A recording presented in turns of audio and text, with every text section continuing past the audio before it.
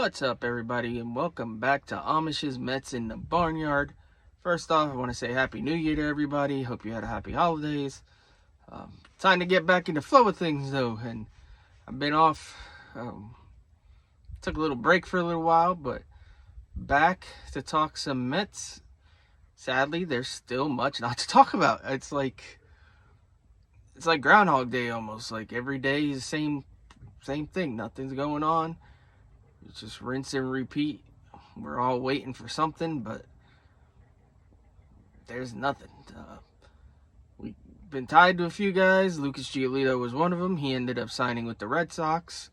Trying to think who else. There's a couple other moves. The Braves traded for Chris Sale. So that's off the table. The bigger name free agents are still out there, even though it seems like we're not going into the Blake Snell, Jordan Montgomery route, which if you've been watching, you know that's fine with me. If we had to go after one, I would rather go after Montgomery, but still think he's going to cost too many years, too much money for what we're looking to do. Seems like we're looking for shorter term deals. So we'll see where that leads us. I honestly don't know at this point. It's all a guessing game. I realize people are frustrated. I realize nobody really knows what it is that's going on. People were kind of upset because Stearns said we were going to compete, and a lot of people don't seem to think that that's what we're doing. I'm still, like I've said time and time again, just being patient with it. I hate that I keep having to repeat myself, but while there's nothing going on, there's really not much more I can say. I just have to keep waiting until we make some sort of moves that move the needle, and really that hasn't happened. Well, I will say, like, I did this with the pitching, did the comparison to where we were last year to where we are now. And if you look at it with the offense, let's just go through it real quick. Like, catcher last year, we were looking at Omar Narvaez and Tomas Nido being the two guys at the start of the year. Narvaez ends up getting hurt, and enter Francisco Alvarez. Buck Showalter at first didn't really want to play him. There was this whole back and forth thing with Nido and whoever else. And finally, I don't know, I want to say towards May, Buck let Alvarez roll with the job. Alvarez ended up having a pretty good year, but let's be real, he also had some ups and downs. There was times where he completely disappeared. The power was there, which was nice. The defense was awesome. Not many people expected that from him. So happy to see that, and I think he's going to improve this year. So you got to think the catcher spot is a spot where, if we look at it with a full year of Alvarez, hopefully, knock on wood, nothing happens,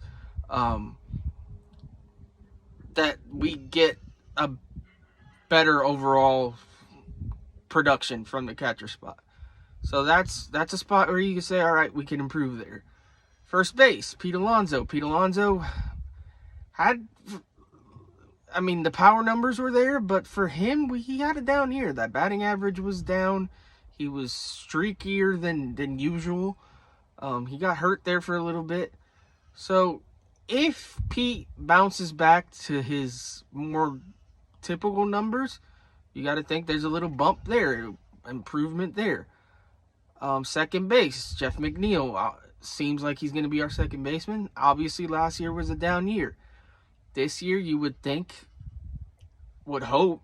I mean, if it goes to the trend, he has one good year, one not so great year. So he's due for a good one. So you hope second base we get better production there. Shortstop Lindor's been pretty consistent throughout his tenure. He starts off slow, which every time he starts off slow, the freaking Lindorks come out of the woodwork and they start hating on him. But the dude still ends up putting up 30 homers, 100 RBIs,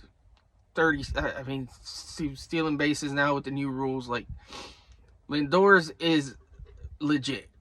Like, that's all I'm going to say. So, Lindor, I would say expect similar production from Lindor. Then we move to third base. Third base, last year we seemed like Beatty was going to be the guy in waiting after Escobar. We did this whole weird, while Escobar was around, there was this weird platoon situation at times. I don't know. Things at third base were strange, and they let Beatty roll with the job. And let's be honest, he didn't do a very good job. This year we have Beatty again. If you want to count Vientos as a third baseman, I don't. Obviously, Joey Wendell's around. So it's going to be a lot of what, if there is any improvement at third, it's going to be up to Brett Beatty. Like, he has to improve. He has to be that guy that he was in the minors. In the minors, he looked like a legitimate future third baseman. Maybe not a star per se, but a very serviceable guy at third base that you could rely on. He hasn't shown that so far. But he also has less than a whole season's worth of games under his belt. So, you hope that there can be some better production there. Now we go to outfield. Right field, Starling Marte. He had the 2 surgeries last off season. It didn't work out. Things went south. We ended up with just mixing and matching and throwing guys out there in right field. This year we're kind of going, looks like, with the same game plan. We're rolling with Marte. We got DJ Stewart, I guess, as his backup option. We picked up Tyrone Taylor, who could play any of the outfield positions. So we'll see there. I don't know. I honestly don't know if there'll be much improvement from right field. I hope there is. I hope Marte turns it around. But I don't know. Not much to hang your hat on there. Then you got center field, Brandon Nimmo. Nimmo, he was good. Nimmo's numbers actually weren't all that far off from the year prior, where I thought was really good. I guess my only issue with Nimmo is I thought his approach last year wasn't what I'd like to see out of my leadoff hitter. I like to see the guy that's like working counts and drawing walks more and just making the pitcher work. And it seemed like last year he got away from that a little bit at times. It was more homer happy. I don't really want that from my leadoff hitter. I'll take it though. Like, there's also the fact that he doesn't steal bases that drives me crazy. But I mean, it is what it is. Nimmo's good as long as he can stay healthy. Like, I think we got solid production out of center field. And there's left field. Left field last year, Mark Canha, going into last year, I guess, was our left fielder. We threw some other guys out there. It ended up being just a rotation at times towards the end of the season. This year this is where we don't have a left fielder. That's one of the positions that I think we need to fill. I hope we do fill. I don't like the idea of just giving Tyrone Taylor the job. To me, he's a fourth outfielder. Same with DJ Stewart. He's a fourth outfielder. I guess there's a world where you could start Wendell at second and McNeil can play left field. I don't love that idea either.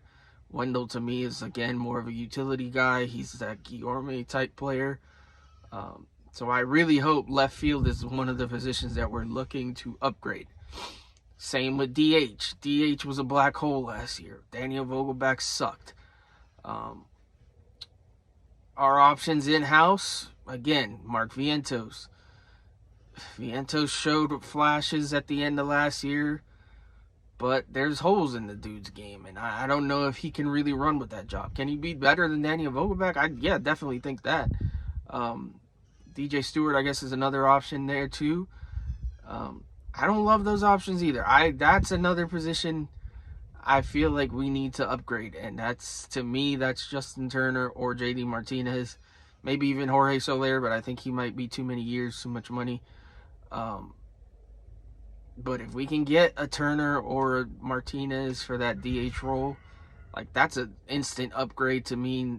No, they're probably not going to put up the same numbers they put up last year, but I still think they can be serviceable and they can provide an upgrade to what we had out there last year. So, obviously, offensively, that's what we're looking at. We're looking at, can Brett Beatty step up and give us more than he did last year so that we can improve at third? Do we sign a left fielder and a DH, or at least one of the other, to upgrade one of those spots?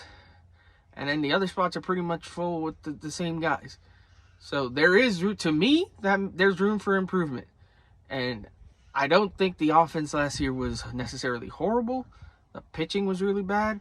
But I do think we can improve. And I think that's a spot where I think some fans are underestimating the offense a little bit. I do think that just with a couple little tweaks, this offense can be pretty solid. Also, there's that, I don't know how much stock you put into Eric Chavez being back as a hitting coach, if that helps us. Hopefully it does.